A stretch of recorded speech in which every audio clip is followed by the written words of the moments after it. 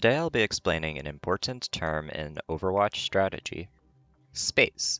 While you may be familiar with the term if you've played the game for a while, it can feel daunting to understand for those with less experience.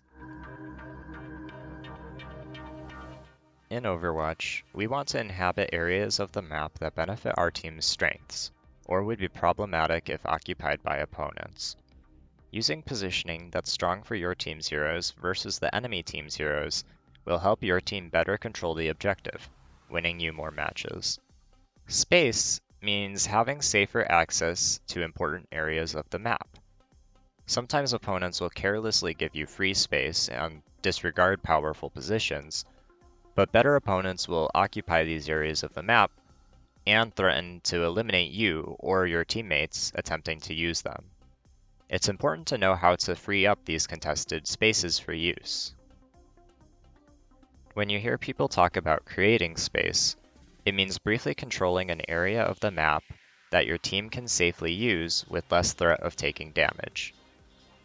You can create space in two ways: diverting damage away from teammates, such as by absorbing it or drawing enemy attention somewhere else on the map, or you can force opponents out from their current position, so they can't pressure that area of the map anymore. If you can divert damage from teammates, they can better access space without being forced out by opponents. Some heroes have powerful utility for helping the team survive damage, by blocking or healing, especially with abilities or ultimates. However, while powerful, these resources are extremely limited, and only provide a fleeting moment of opportunity against significant enemy damage. It's important to not rely on blocking or healing to consistently survive enemy damage output. Another option that can provide slightly longer opportunities is drawing enemy attention away from the space that your team wants. Players can only easily react to something that they expect or see in front of them.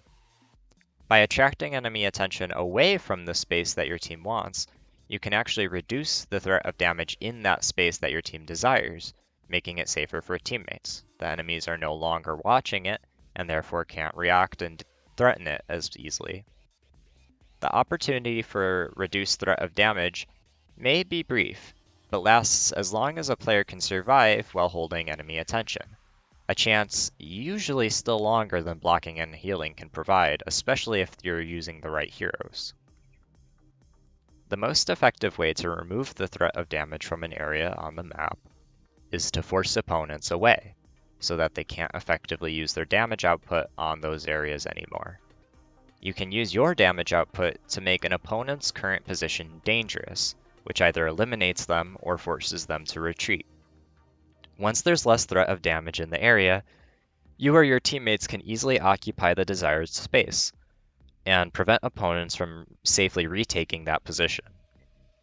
If opponents are putting out too much damage for you to easily threaten them, it can help to position slightly away from your team so that there's less obstacles and damage pointing at you specifically when you're trying to pressure the enemy.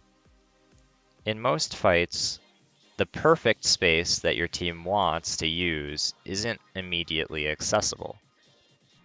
You can instead look for more available space elsewhere, and use it to pressure opponents away from the map areas that you want to use in the future.